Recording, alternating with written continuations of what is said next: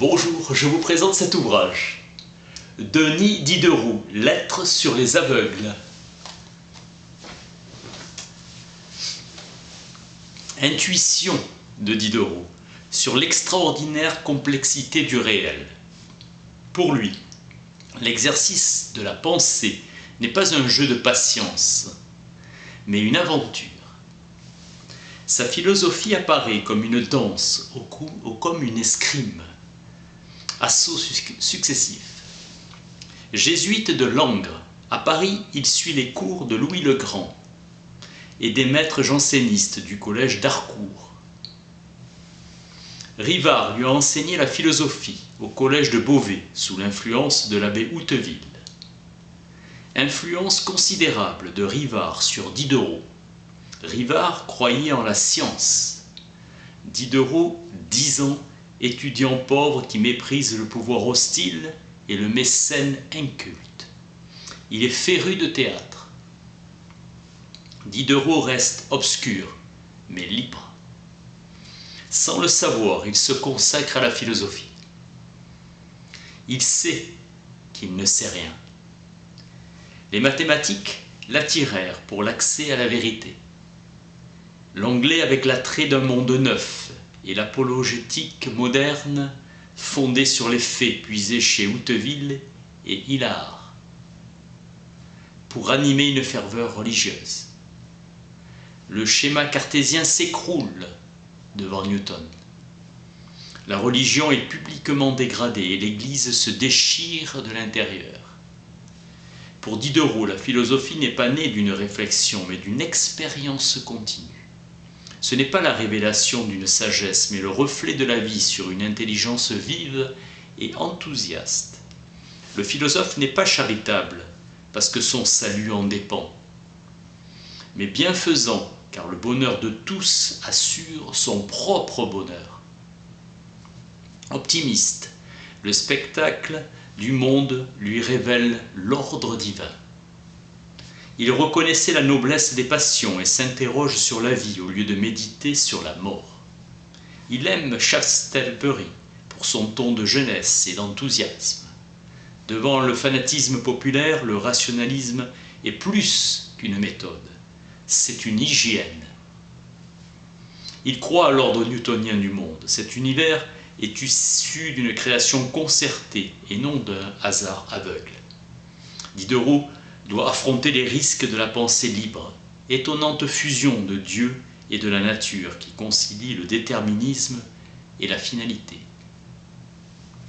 Diderot se réserve le droit d'admirer dans la beauté de l'univers le vêtement même de Dieu.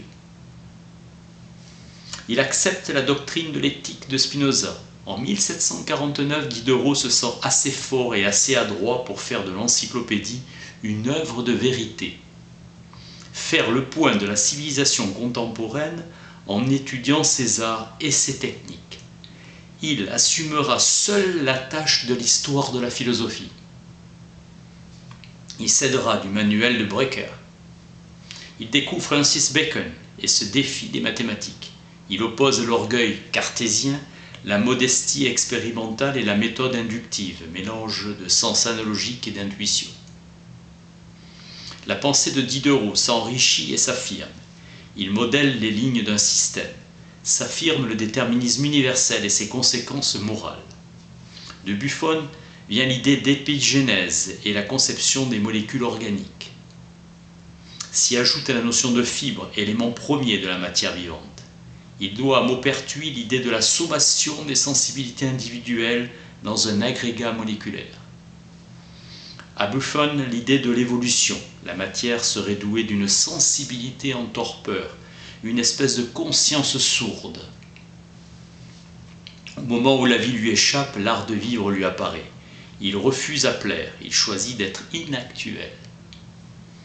Il écrit pour lui-même, il sent qu'on achète sa liberté au prix de ruse. Diderot pressent Kant. Il n'y a pas de moralité dans l'acte qui ne saurait être généralisé sans danger. En 1778, il trouve Sénèque, qu'il réhabilite. Diderot désira l'âpre vérité, point de bonheur sans vertu. Sénèque passait pour un flatteur, un précepteur de corruption et enrichi par ses lâchetés. La philosophie de Diderot est l'antichristianisme. Rupture totale avec le monde chrétien. Sans l'idée de tout, plus de philosophie. Le monde est matière et mouvement, siège d'une énergie latente, la matière et d'une sensibilité sourde. La philosophie suppose la continuité de la chaîne générale, l'unité mais aussi l'ordre du monde. L'univers n'a de sens que par rapport à une intelligence qui la comprend. Sans l'homme, l'univers se tait. Diderot, par l'intérêt des spéculations, souprouve un nouveau spinozisme, conciliant l'unité de la substance et l'hétérogénéité de la matière, système de la nature d'Holbach.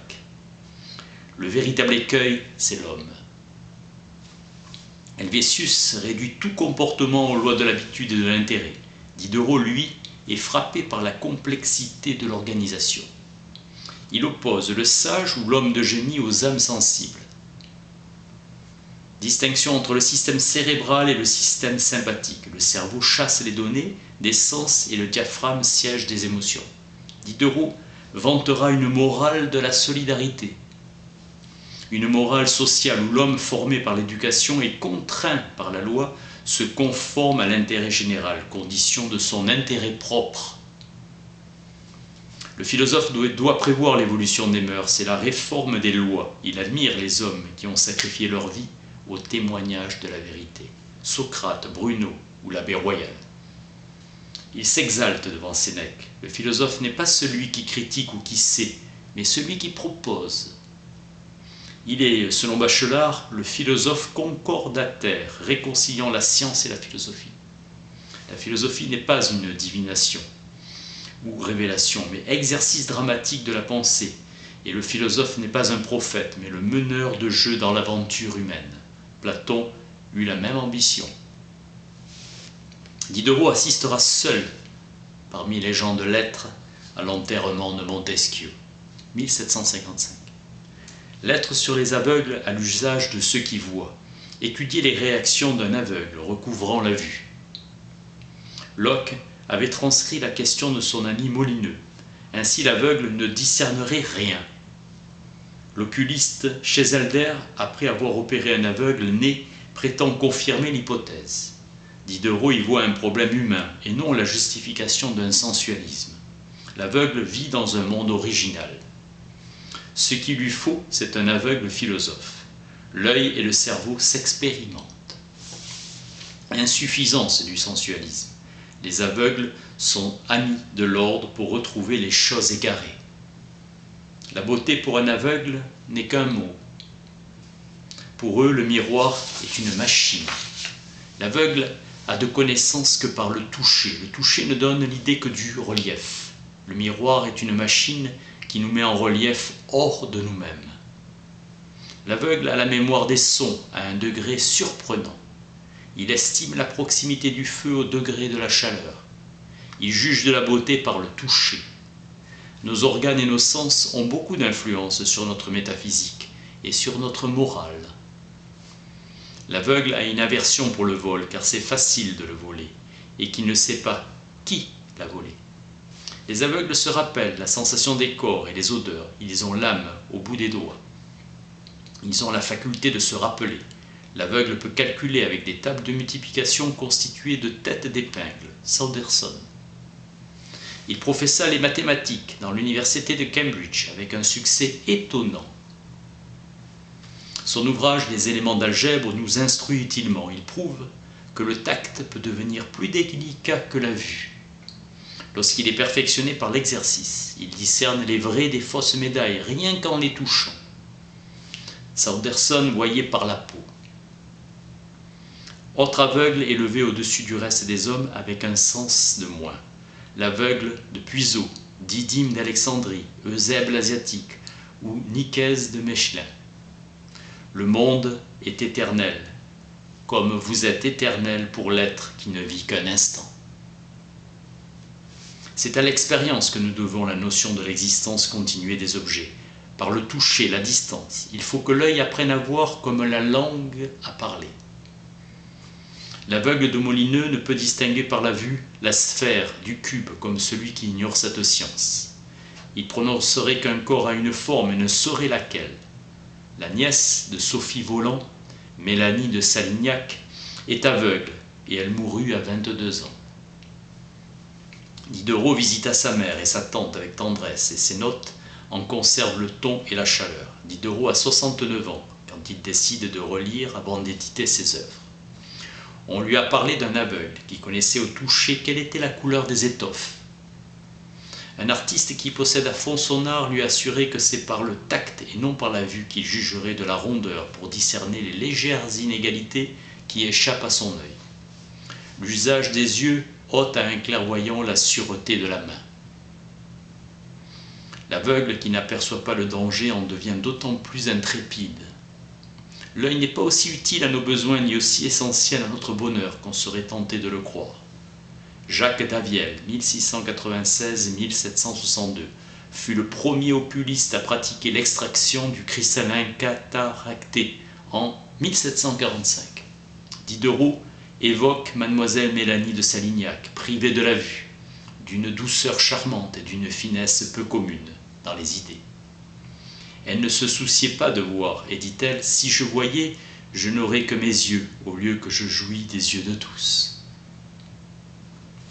Je suis un objet continuel d'intérêt. Si je voyais bientôt, on ne s'occuperait plus de moi. » À l'approche de la nuit, elle disait que notre règne allait finir, et que le sien allait commencer. L'insomnie ne lui était pas même importune.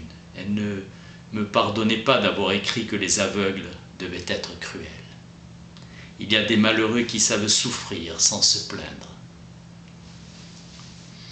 Elle se lasserait jamais d'entendre chanter ou jouer de la musique. Côte joua de la lutte pour elle. Elle était passionnée pour la lecture. La langue musicale est la plus belle des langues dans le silence de la nuit. La musique est expressive et délicieuse.